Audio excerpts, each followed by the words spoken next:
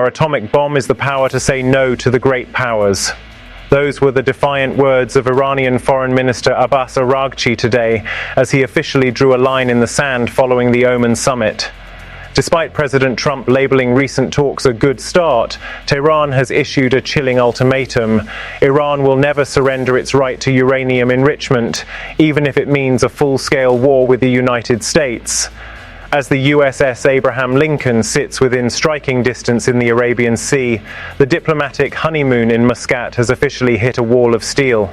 Speaking at a public forum in Tehran just hours ago, Araghchi was blunt.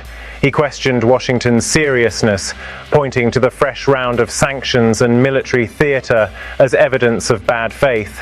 He explicitly rejected the US demand for zero enrichment, framing the nuclear program not as a technical asset, but as a matter of independence and dignity. To Araghchi, enrichment is the ultimate litmus test. If Iran gives it up, they lose their sovereignty. He dared the US military posture, stating clearly, "Their deployment in the region does not scare us." The rhetoric didn't stop at diplomacy. Araghchi invoked the historical memory of the Iran-Iraq War, claiming Iranians are men of war who have already paid a heavy price for their nuclear ambitions. He warned that any American strike would not be met with a localized response, but a regional conflagration targeting every US base in the Middle East. Crucially, while he claimed Iran is not seeking a physical atomic bomb, he described their ability to defy the West as their true nuclear deterrent.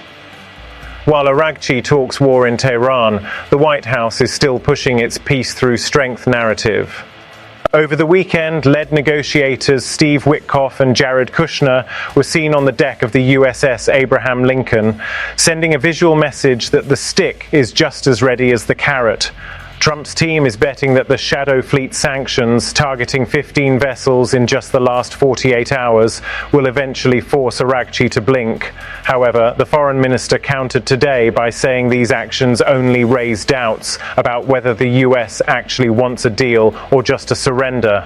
There is a reason for the urgency. Intelligence reports suggest Iran has already enriched uranium to levels that have no peaceful application.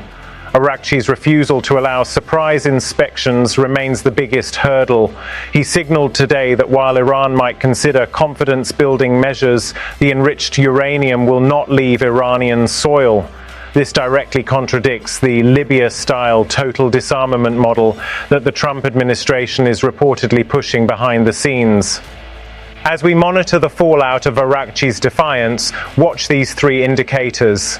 The strategic partners. Call. Araghchi confirmed he is consulting with China and Russia.